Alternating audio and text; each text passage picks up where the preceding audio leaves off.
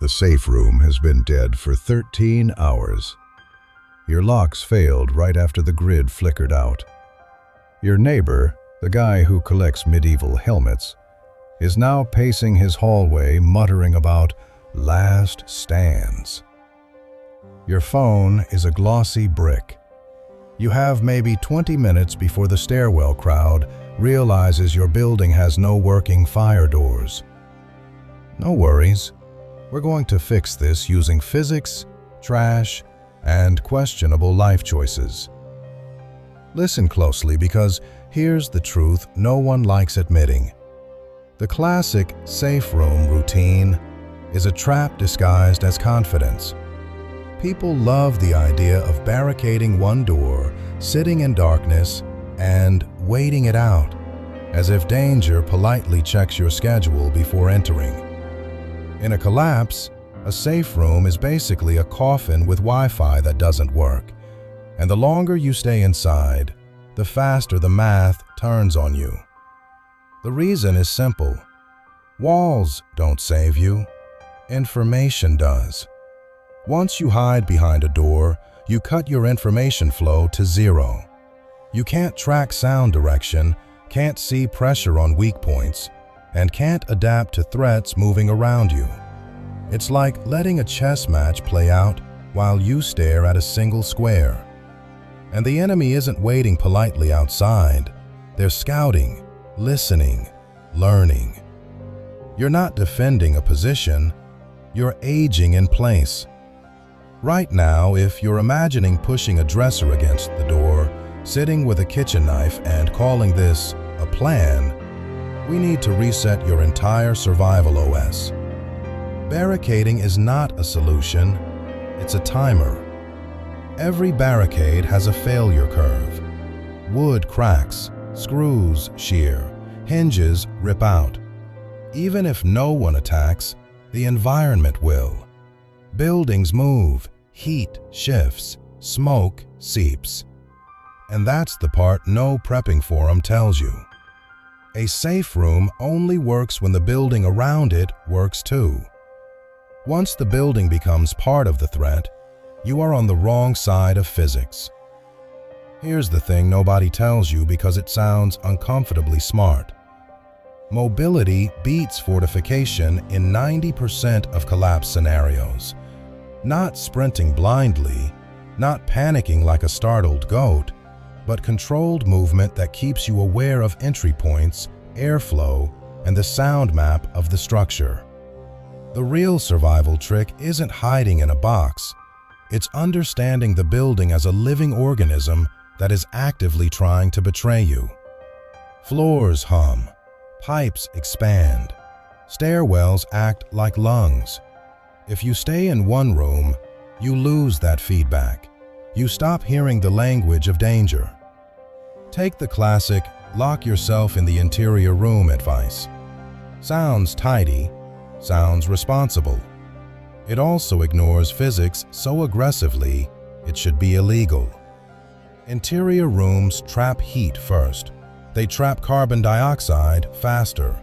They give you fewer exit paths, and when things burn, collapse, or flood, interior rooms go early and ugly. Firefighters know this. They train around it. Survivors learn it the hard way. The people who barricade early are the ones who get pinned by falling beams, smoke columns, or pressure buildups they had no way of tracking. This section is based on practical field survival experience rather than formal academic sources. So what do you do instead? You build what I call a ghost pattern. You move silently and slowly through routes that give you maximum information with minimum exposure. A silent sweep every few minutes tells you more than any safe room ever could. You watch for heat signatures indirectly. Handle warmth, wall temperature, airflow shifts. You monitor sound, metal strain, footsteps, voices, wind tunnels. You keep 2 escape vectors open at all times. This isn't paranoia, it's survival math. If a single locked door stands between you and death, you've already lost the equation. But let's say you really, truly need a fallback position because the building is unstable and you can feel the pressure waves in the support columns. Fine, you can make a temporary pivot point. Not a safe room, a break room. A momentary recharge station that you never commit your life to. The difference is psychological. A break room is a tool. A safe room is a religion. You enter it knowing you will leave. You prep it with water, improvised wedges, a clear escape path, a breathable zone, and something reflective to signal if you need to pivot again. You monitor the door, but you don't worship it.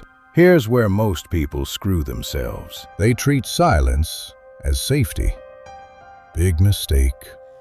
Silence is just sound information you haven't decoded yet. The hall might be empty, or it might have 3 people holding their breath because they think you're about to open the door. You don't know. Inside the room, you never will.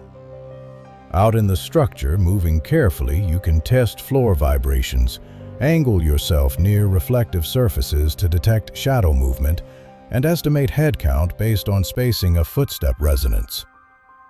You become the predator instead of the pinned prey. This section is based on practical field survival experience rather than formal academic sources.